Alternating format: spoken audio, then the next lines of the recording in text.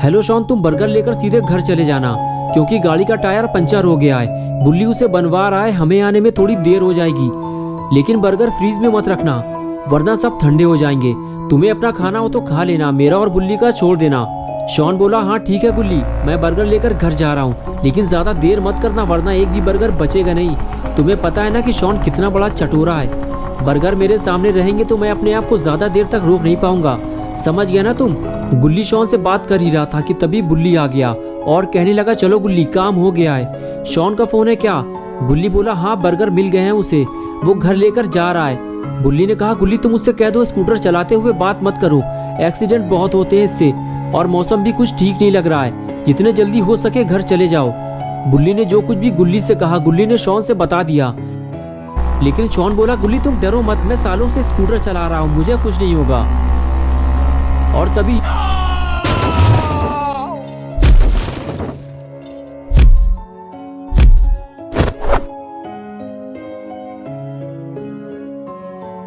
Hello hello, ये क्या हुआ? शॉन का फोन अचानक से स्विच ऑफ हो गया, बैटरी चली गई होगी उसकी। चलो गुल्ली, शॉन के आने से पहले हमें घर पहुंचना होगा वरना हमारे बर्गर खतरे में पड़ जाएंगे। और फिर गुल्ली और बुल्ली दोनों अपनी गाड़ी की तरफ जाने लगे। गुल्ली बोला, मुझे लगता है बुल्ली कहीं शॉन ने अपना फोन तो नहीं गिरा दिया। बुल्ली ने कहा, हाँ हो सकता है गुल्ली, गाड़ी चलाते हुए बात करोगे तो ये तो होगा ही, मैंने मना तो किया था उससे।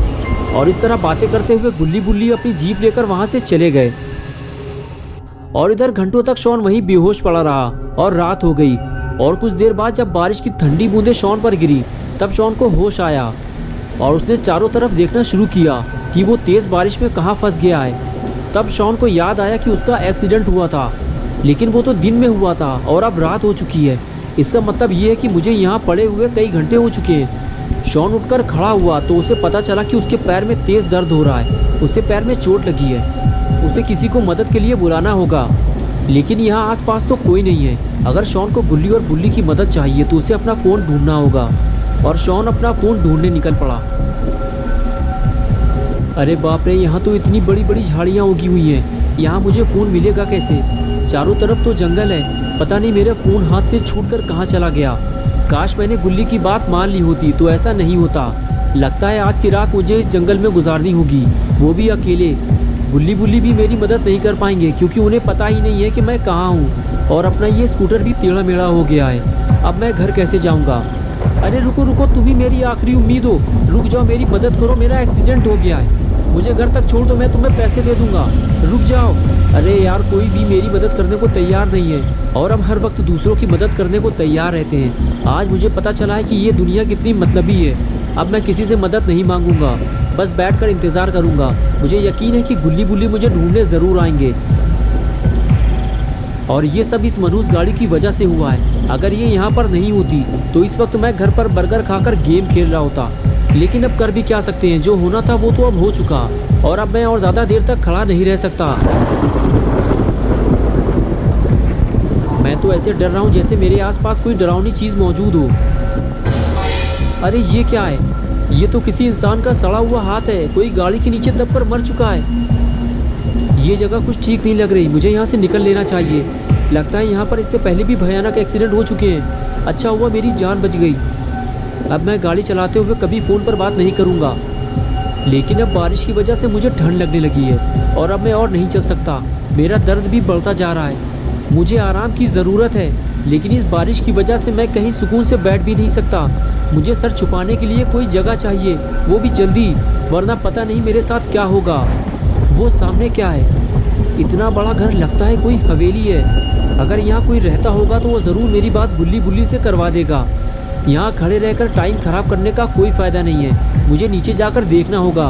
अगर यहाँ भी किसी ने मेरी मदद नहीं की तो शायद आज की रात मेरी आखिरी रात होगी। और जब गुल्ली बुल्ली मुझे ढूंढते हुए यहाँ तक आएंगे तो उन्हें सिर्फ मेरी लाश मिलेगी और कुछ नहीं। ये जगह कितनी अजीब लग रही है, लगता है यहाँ कोई रहता ही नहीं है। चारों तरफ बड़ी बड़ी झाड़ियाँ और कूड़ा कबाड़ फैला हुआ है। देखकर तो ऐसा ही लग रहा है कि ये जगह सालों से वीरान पड़ी हुई है। ये आवाज़ कैसी थी? अरे ये तो बिल्ली है, इसने मुझे डरा दिया। ए काली बिल्ली, आओ मेरे पास आओ। तुम्हें पता है ना कि शॉन जानवरों से कितना प्यार करता है। अरे तुम तो डर कर भाग गई, मैं तुम्हें कोई नुकसान नहीं पहुंचाऊंगा। इस वक्त मेरे पास कोई खाना नहीं है, वरना मैं तुम्हें दे देता। अरे मेरे बर्गर्स, मेरे बर्गर का बैग भी खो गया। मैं तो भूल ही गया था कि मेरे पास बर्गर भी थे, लेकिन वो जहाँ भी पड़े होंगे भीग कर खराब हो चुके होंगे। अब उन्हें ढूंढने का कोई फ़ायदा नहीं है। चलो पहले जिस काम के लिए आया था उसे पूरा कर लूँ पहले।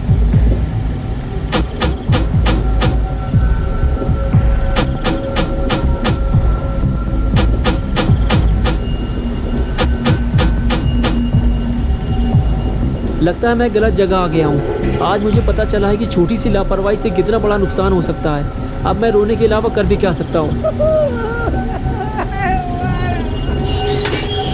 अरे ये क्या हुआ, गेट खुल गया।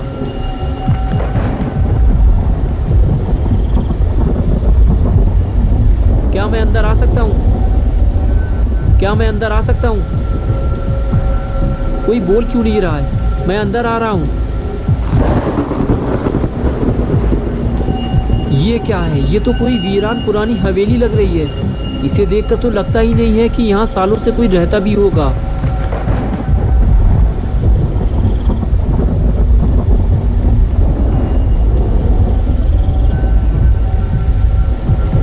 अगर यहाँ कोई रहता ही नहीं है तो फिर आखिर ये गेट किसने खोला? देखो, अगर यहाँ कोई रहता है तो मेरी बात सुनो। मेरा नाम शॉन है और मेरा एक्सीडेंट हो गया है। मुझे मदद चाहिए। मुझे डराओ मत, बारिश बंद होते ही मैं यहाँ से चला जाऊँगा। ठीक है, अगर तुम नहीं बोलना चाहते हो तो कोई बात नहीं। वैसे भी बस मैं थोड़ी देर बाद यहाँ से चला जाऊँगा। मुझे लगा था कि यहाँ कोई मेरी मदद करेगा, लेकिन कोई भी मेरी मदद करने को तैयार नहीं है। कितनी डरावनी जगह है ये। बस कोई भूत न मिल जाए मुझे, वरना मेरी हालत ख़राब हो जाएगी। इसलिए मैंने गेट खुला छोड़ दिया है। अगर कोई भूत मिल गया मुझे तो मैं फ़ौरन यहाँ से भाग जाऊँगा। लेकिन लगता है मैं कुछ ज़्यादा ही डर रहा हूँ। मुझे अपने डर पर काबू रखना होगा, क्योंकि मेरे पास इस हवेली में रुकने के अलावा और कोई रास्ता भी नहीं है। जो भी हो, लेकिन मुझे बारिश से बचने की जगह तो मिल गई। क्या बात है, लगता है किसी ने पहले से ही मेरे लिए बैठने और आग जलाने का पूरा इंतज़ाम कर रखा है। छोटा लाइटर तो मेरे पास पहले से ही है। चलो सबसे पहले मैं आग जला लेता हूँ। और ये लो, जल गई मेरी आग। बस अब गरम गरम चाय का इंतज़ाम भी हो जाए तो मज़ा आ जाता। लेकिन कोई बात नहीं, बारिश से बचने का इंतज़ाम तो हो गया।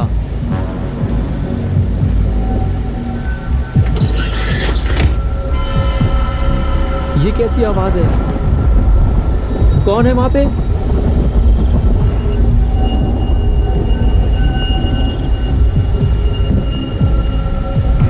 तुम जो भी हो, मैं तुमसे डरने वाला नहीं हूँ, समझ गए तुम? शॉन ऊपर से दिखाना नहीं चाहता, लेकिन अंदर से वो बेहद डरा हुआ है।